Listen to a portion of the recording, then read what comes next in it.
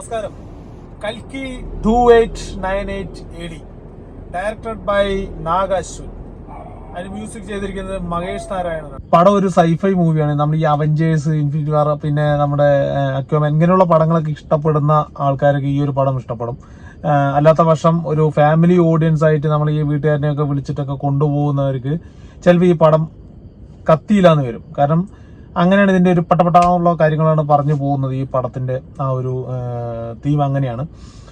മഹാഭാരതത്തിലെയും പിന്നെ മഹാഭാരതം കഴിഞ്ഞ പിന്നെ നേരെ വരുന്നത് 600 വർഷങ്ങൾക്ക് ശേഷം, 6000 വർഷങ്ങൾക്ക് ശേഷം നടക്കുന്ന ആ ഒരു രീതിയാണ്. നമ്മുടെ ഈ ഭൂമിനെ നശിപ്പിക്കുന്ന തരത്തിലുള്ള ഒരു ആളും അതിന്ന് രക്ഷിക്കാൻ നോക്കുന്ന നായകന്മാരുടെ കഥയാണ് ഈ ഒരു പടം പറഞ്ഞു പോകുന്നത്. പടം ഫസ്റ്റ്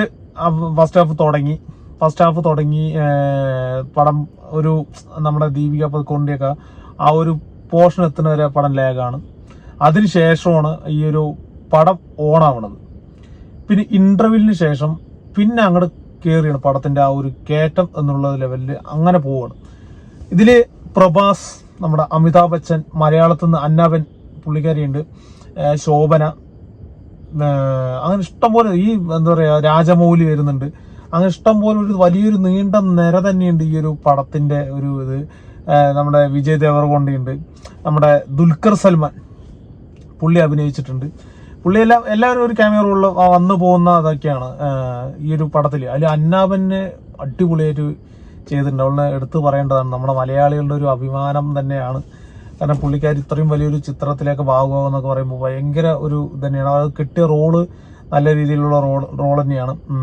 ശോഭനിക്കാണെങ്കിലും അത്യാവശ്യം നല്ല റോള് കിട്ടിയിട്ടുണ്ട്. ക്ലൈമാക്സ് ഒക്കെ പുള്ളി ത്രൂ ഔട്ട് ക്ലൈമാക്സിൽ നിലവിൽ നിൽക്കുന്നുണ്ട്. ഇതിനു പുറമെ നമ്മുടെ ഈ മഹാഭാരതം ഇതും കൂടി മിക്സ് ചെയ്ത് വന്നപ്പോൾ തന്നെ പടം വേറെ ലെവലായി. ഇന്റർവെല്ലിന് ശേഷം, ഇന്റർവെല്ല് വരെ ഞാൻ പറഞ്ഞല്ലോ, ആ ഇന്റർവെല്ലിന്റെ ആ ഒരു പോർഷൻ വരെ പടം ലാഗാണ്. എന്താണ് പിന്നെ ഇന്റർവെല്ലിന് ശേഷമാണ് പടം ഓണാവുന്നത് തന്നെ. 600 കോടി മുടക്കിയിട്ടെടുത്ത ഈ ഒരു പടം അതിനുള്ള വകുപ്പ് നമുക്ക് കാണിച്ചു തരുന്നുണ്ട്. ഇതിനു മുമ്പ് ഒരു പടം ഇറങ്ങിയിട്ടുണ്ടല്ലോ, എന്താണ് രാമന്റെ മറ്റേ ഹനുമാന്റെ മറ്റേ ഇതൊക്കെ പരിപാടികളുള്ളത്. ആ കാണിച്ചു കൂട്ടിയ എത്രയോ കോടി മുടക്കി ചെയ്ത പടമാണ്. അതൊരു നീതി വേണ്ടേ? ആ ഒരു പൈസ മുടക്കിയതിനുള്ള ഒരു കൂറ് കാണിക്കണ്ടേ? അതുപോലെ ആ സിനിമയിൽ കാണിച്ചിട്ടില്ല. അതിന് മുമ്പ് ഇറങ്ങിയ ഒരു കൈനോട്ടക്കാരനായിട്ടുള്ള പ്രഭാസിന്റെ വന്ന പടത്തിൽ അതിലും കാണിച്ചിട്ടില്ല. പിന്നെ സഹോ എന്ന് പറഞ്ഞ പടത്തില് VFX എന്ന് പറഞ്ഞിട്ട് മൊത്തം ഒരു പൊടി പടലും കാര്യങ്ങളൊക്കെയാണ് അതിൽ കണ്ടിട്ടുള്ളത്. പിന്നെ സലാറിലാണ് പിന്നെ കുറച്ച് ഒരു ഇതിൽ വന്നത്. അപ്പോഴേക്കും പടത്തിന് രണ്ടഭിപ്രായമായി പോയി. ഈ ഒരു പടത്തിന് 600 കോടി മുടക്കിയതിന് നമുക്ക് കൊടുക്കണം 120 രൂപയ്ക്ക് വെർത്തായിട്ടുള്ള ഒരു സാധനം നമ്മുടെ മുന്നിൽ കൊണ്ട് ഇങ്ങനെ വെച്ച് തന്നിട്ടുണ്ട് ഈ ഒരു പടത്തിൽ. പിന്നെ ഇങ്ങനെയുള്ള ഒരു പടങ്ങളൊക്കെ നമുക്ക് ഈ കാണുമ്പോൾ ഈ പടപടപടാന്ന് പറഞ്ഞു പോണ പടങ്ങൾ നമുക്ക് ചിലപ്പോ ക്ലിക്കാവില്ല. ഇതെന്താണെന്നുള്ളത്, എന്താ നടക്കണമെന്നുള്ളത്. പക്ഷെ ഈ ഒരു പടത്തിന്റെ ആ ഒരു രീതി, ആ പറഞ്ഞിരിക്കുന്ന കഥന്റെ ഒരു രീതി, അതെല്ലാം നല്ല രീതിയിൽ നമുക്ക് നമ്മളെ പോലെ പ്രേക്ഷകന് കണ്ടാൽ മനസ്സിലാവുന്ന രീതിയിൽ എടുത്തു വെച്ചിട്ടുണ്ട്. പിന്നെ ഫൈറ്റ് സീൻ കാര്യങ്ങളൊക്കെ അറിയാലോ നമുക്ക്. ഈ ഇങ്ങനെയൊരു പടമൊക്കെ വലിയ മെഷീൻ കണ്ടും കാര്യങ്ങളെല്ലാം വരുന്ന സമയത്ത് അറിയാലോ ഇത് എങ്ങനെയാന്നുള്ള കാര്യങ്ങൾ. അതേപോലെ തന്നെ ഇതിലെല്ലാം ചെയ്തു വെച്ചിട്ടുണ്ട്. ഇതിൽ എല്ലാം നമുക്ക് ഓർമ്മ വരും. അവന്റെ ബുജ്ജിയാണ് ഇതിന്റെ മെയിൻ ആയിട്ടുള്ള അവന്റെ വാഹനം പ്രഭാസിന്റെ. അതിൽ ശബ്ദം കൊടുത്തിരിക്കുന്നത് നമ്മുടെ കീർത്തി സുരേഷാണ്. ആ ബുജ്ജിന്റെ ആ ഒരു വണ്ടിന്റെ സംസാരിക്കുന്ന വണ്ടിയാണ്. അപ്പൊ അതില് കമാൻഡ് ചെയ്യുന്ന ശബ്ദം നമ്മുടെ കീർത്തി സുരേഷാണ്. പിന്നെ മഹേഷ് നാരായണന്റെ മ്യൂസിക് അത് അടിപൊളിയായിട്ടുണ്ട്. ആ ഒരു ഹൈപ്പിൽ തന്നെ പടത്തിന് കോട്ടം തട്ടാത്ത രീതിയിൽ ആ ഒരു ഫേസിൽ തന്നെ ആ പടം ഇങ്ങനെ കൊണ്ടുപോയിട്ടുണ്ട്.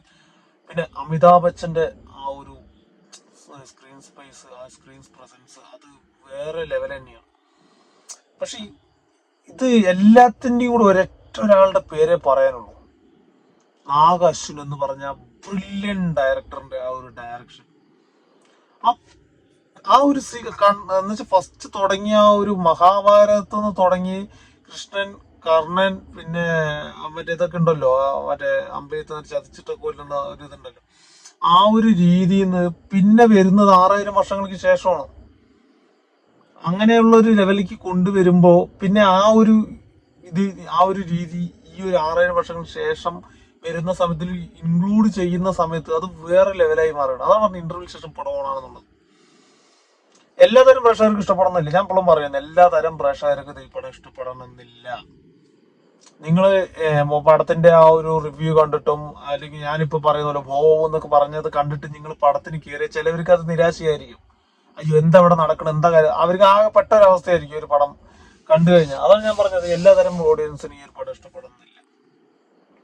എക്സ്പെഷ്യലി സ്ത്രീകൾക്ക് അല്ലെങ്കിൽ മറ്റേ നമുക്ക് ഈ വീട്ടമ്മമാർക്ക് ഈ പടം ഇഷ്ടപ്പെടില്ല. എത്രത്തോളം കയറി എന്നുള്ളത് അറിയില്ല. പക്ഷെ 6,000 കോടി മുടക്കിയതിനുള്ള പണി അവർ എടുത്തു വെച്ചിട്ടുണ്ട്. ഒരു ലോലും വേസ്റ്റ് ആക്കാതെ ആ പണി അവിടെ എടുത്തു വെച്ചിട്ടുണ്ട്. VFX ഒക്കെ ചെയ്തത് അതിഗംഭീരമായിട്ട് ചെയ്തിട്ടുണ്ട്. അത് നമുക്ക് അറിയാൻ പറ്റുന്നുണ്ട്. VFX ഒക്കെ ചെയ്തതിന്റെ ഇതൊക്കെ നമുക്ക് അറിയാൻ പറ്റുന്നു. അത് കറക്റ്റ് എന്താ പറയാ, ചില ഭാഗങ്ങളൊക്കെ നമുക്ക് കറക്റ്റായിട്ട് അറിയാം, ചില ഭാഗങ്ങൾ നമുക്ക് ഒറിജിനലിനെ വെല്ലുന്ന തരത്തിലുള്ള ലെവലിലാണ് അവരത് ചെയ്തു വെച്ചിരിക്കുന്നത്. അതെന്തായാലും അടിപൊളിയായിട്ടുണ്ട്. പിന്നെ കൂടെ നിന്ന് തന്നെ കുറെ പേര് ഇതിൽ അഭിനയിച്ചിട്ടുണ്ട്. എല്ലാവർക്കും അവരവരുടേതായ രീതിയിലുള്ള ഓരോരോ വേഷങ്ങളെല്ലാം കൊടുത്തു പോയിട്ടുണ്ട്. പിന്നെ ഞാൻ ആലോചിക്കുകയാണ്, പ്രഭാസ് ഇതിന് 200 കോടി 250 കോടി എന്തൊക്കെയോ മേടിച്ചു എന്നാ പറയുന്നത്. അമിതാഭ് ബച്ചൻ 100-150 കോടി. 200 കോടി മേടിച്ചാലും പുള്ളിക്ക് ആ ഒരു പടം എടുത്തു കഴിഞ്ഞാൽ ഒരു 5 മിനിറ്റ് 6 മിനിറ്റ് ഡയലോഗ് പോലും ഇല്ല എന്നുള്ള കാര്യമാണ് ഞാൻ ആലോചിക്കുന്നത്. പുള്ളി അന്നൊന്നും എനിക്ക് പ്രഭാസിന് എനിക്ക് പേഴ്സണലായി തോന്നുന്നു, ബാഹുബലിയിൽ ആ മസിൽ പിടുത്തവും ആ ഒരു നോട്ടവും ഭാവവും ഇല്ലേ, നമുക്ക് അതന്നെയാണ് ഈ പുള്ളിക്ക് എല്ലാ പടത്തിലും ഞാൻ കാണുന്നത്. ഈ ഒരു പടത്തിൽ ഞാൻ അതന്നെയാണ് കാണുന്നത്. അല്ലാതെ ഒരു ഡയലോഗ് ഡെലിവറി പറഞ്ഞിട്ട് പ്രേക്ഷകരെ കയ്യിലെടുക്കാൻ പറ്റത്തക്ക രീതിയിലുള്ള ഒരു പെർഫോമൻസും കാര്യങ്ങളൊന്നും നിലവിൽ ഈ പറഞ്ഞ ബാഹുബലിക്ക് ശേഷം നിലവിലില്ല. സത്യസന്ധമായിട്ടുള്ള കാര്യം ഞാൻ പറഞ്ഞു, ഈ ഒരു പടത്തിലും അത് ഇല്ല. ഒരു ഒരു മാസ് എന്നുള്ള ലെവലിൽ അത് അവിടെയും പിടിയിട്ട്, കാരണം എല്ലാവർക്കും ത്രൂ ഔട്ട് ക്യാരക്ടർ ആയതുകൊണ്ട് നമുക്ക് ഇന്ന ആളാന്നുള്ളത് നമുക്കൊന്നും പറയാൻ പറ്റില്ല. കാരണം പുള്ളിന്റെ പേര് വെച്ച് മാർക്കറ്റ് ചെയ്ത് പടം ഇറക്കുമ്പോൾ നമുക്ക് ഇന്ന ആളെന്നൊന്നും പറയാൻ പറ്റില്ല. പക്ഷെ മാസ് എന്ന് പറയാൻ അങ്ങനെ വലുതായിട്ടൊന്നുമില്ല പുള്ളിന്റെ രീതിയിൽ. പിന്നെ ആ ഒരു പടം എൻഡ് ചെയ്യുന്ന രീതിയിൽ ഒരു ഫ്ലാഷ് ബാക്ക് പറയുന്ന ഒരു സീനുണ്ട്. അതാണ് പറഞ്ഞത്, പ്രഭാസിനെ കൊണ്ട് അങ്ങനെയുള്ളതൊക്കെ പറ്റുള്ളൂ. ഇങ്ങനെ ഡയലോഗ് പറയാണ്ട് ഇങ്ങനെ മാസം കാണിച്ച് ഇങ്ങനെ അങ്ങോട്ട് നടക്കാൻ 200 കോടി രൂപ മേടിച്ചിട്ട് പോകാന്ന് പറയുന്നത്. നമ്മള് മലയാളത്തിലൊക്കെ എത്ര പടം കൊടുക്കുന്ന ഞാൻ ആലോചിക്കുന്നത്. 200-600 കോടി പറയുന്നതിൽ പകുതി മുക്കാലുണ്ട് 80% പിന്നെ ശമ്പളം തന്നെയായിരിക്കും. അതിലാകത്തിൽ അറിഞ്ഞ് പണിയെടുത്തിരിക്കുന്നത് ആരാണെന്ന് വെച്ച് കഴിഞ്ഞാൽ നമ്മുടെ ശോഭനയുണ്ട്, നമ്മുടെ മലയാളത്തിൽ നിന്ന് വന്ന അന്നാബെന്ന്, പിന്നെ പശുപതി, അങ്ങനെ കുറച്ച് പേരുണ്ട്.